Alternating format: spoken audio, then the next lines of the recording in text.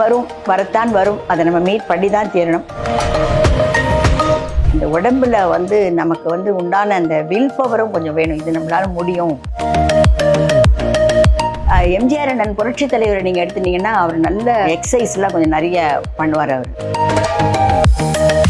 இந்த ஆரோக்கியத்தை நம்ம நல்லா பார்த்துக்கிட்டோம்னா எந்த வயசுலையும்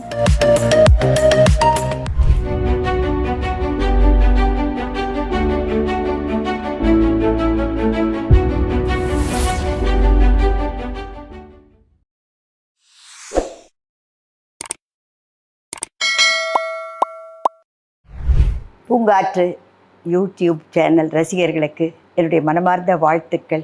எல்லாரும் நலமாக இருக்கீங்களா? ஏன்னா உற்சாகமாக இருக்கிறதுக்கே நம்மளுடைய ஆரோக்கியம்தான் முக்கியம். அந்த ஆரோக்கியத்தை நம்ம நல்லா பார்த்துக்கிட்டோம்னா எந்த வயசுலையும் அந்தந்த வயசுக்கு தகுந்த மாதிரி நாம் ஜெயிக்க முடியும் அப்படிங்கிறது தான் எனக்கு தோணுது. நான் சொல்கிறேன். நான் சச்சு.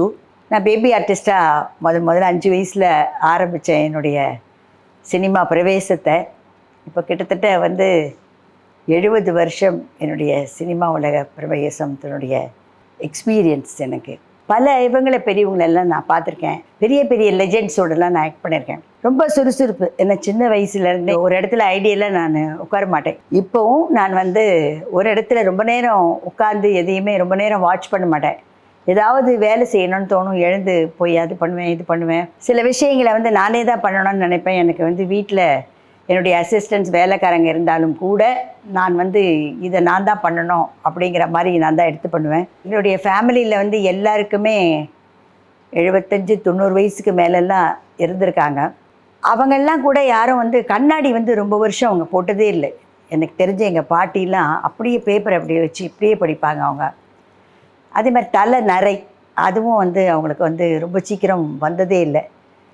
ஏன்னு கேட்டால் அது அவங்களுடைய வாழ்க்கையினுடைய விதம். அவங்க இருந்த காலகட்டத்தில் வந்து இந்த மாதிரி நிறைய விஷயங்கள் அட்வான்ஸுன்றது நமக்கு வந்து டெக்னாலஜிலேயோ சயின்ஸ்லேயோ தேவை தான். அதே நேரத்தில் நம்ம பார்க்கும்போது சிலதெல்லாம் நமக்கு ஒரு பாதிப்பும் கூடவே வருது.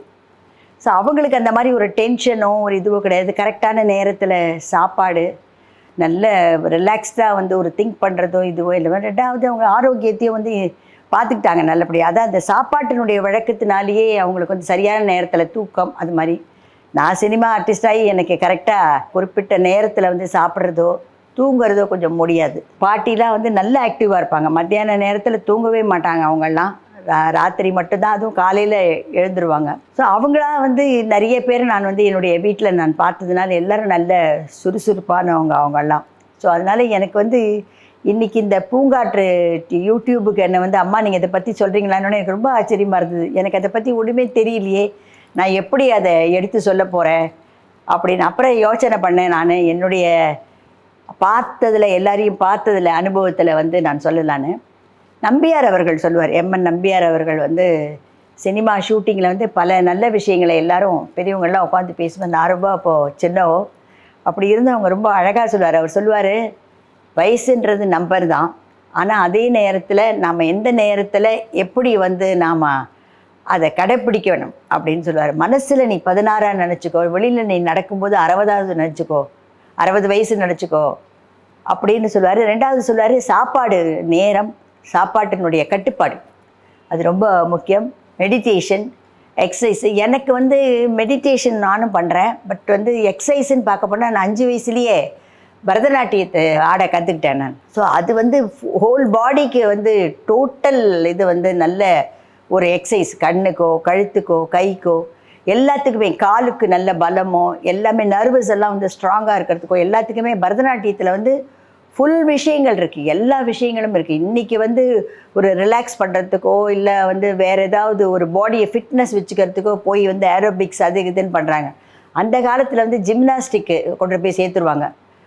ஆனால் நம்ம வந்து இந்தியாவில் வந்து ஜாஸ்தி பார்க்க போனீங்கன்னா இதுதான் அவங்களுக்கு பரதத்தை கற்றுக்கிறது தான் ரொம்ப. அதுவும் 5 வயசில் ஆரம்பிக்கணும்னு சொல்கிறாங்க. அதனால் வந்து என்னுடைய ஹெல்த்தை நான் ஓரளவுக்கு நான் வந்து நல்லபடியாக ஒரு பார்த்துக்கிறதுக்கு இன்றைக்கி கூட நான் போய் என்னுடைய படத்துலையோ இது வர டான்ஸுன்னா எனக்கு ரொம்ப இஷ்டம். இன்றைக்கி கூட எனக்கு டான்ஸுன்னா ரொம்ப இஷ்டம். ஒரு படத்தில் ஒரு சின்ன டான்ஸு ஒரு மூமெண்ட் கொடுத்தா கூட உடனே போய் அது நல்லா பண்ணிடணும்னு பண்ணுவேன். அதே நேரத்தில் பேலன்ஸ் பார்த்துக்க வேண்டியிருக்கு. ஏன்னா அந்த பேலன்ஸுன்றது வந்து நம்ம அறியாமையே சில சமயம் அது கொஞ்சம் தடுமாறுறதுக்கு வழி இருக்குது. ஸோ அந்த பேலன்ஸையும் நம்ம பார்த்துருக்கு.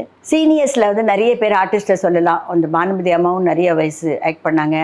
எஸ்என் லக்ஷ்மின்னு ஒரு ஆர்டிஸ்ட்டு, அந்த அம்மாவுக்கு சுகர்லாம் கூட இருந்தது. பட் இருந்தாலும் அந்த அம்மா வந்து காமெடிலையோ அதுலேயே நீங்கள் அதை பற்றி பார்த்தீங்கன்னா அந்த அம்மா அவ்வளோ கரெக்டாக டைமில் இருப்பாங்க. ரொம்ப நல்லா ஆக்ட் பண்ணுவாங்க. ராதா அண்ணனை பற்றி எம்ஆர் ராதா அவர்களை பற்றி சொல்லணும். அவர் ஒரு தடவை வந்து செட்டில் நான் வந்து ஏதோ ஒரு படம் பக்கத்தில் எனக்கு வேறு ஒரு படம் ஷூட்டிங்கு, அவர் இன்னொரு செட்டில் இருந்தார்.